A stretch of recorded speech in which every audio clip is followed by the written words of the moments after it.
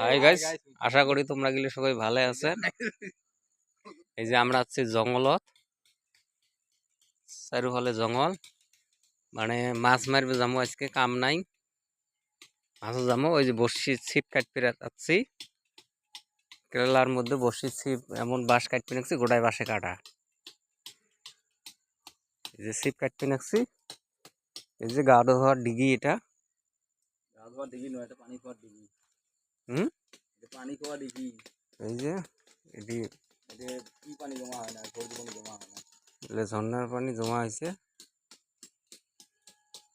পুষ্কিনি বানাইছে। চারুফালে জঙ্গল, জঙ্গল ছাড়া কোনো কথাই নাই, এমন জায়গা যাচ্ছি বাস কাটতে।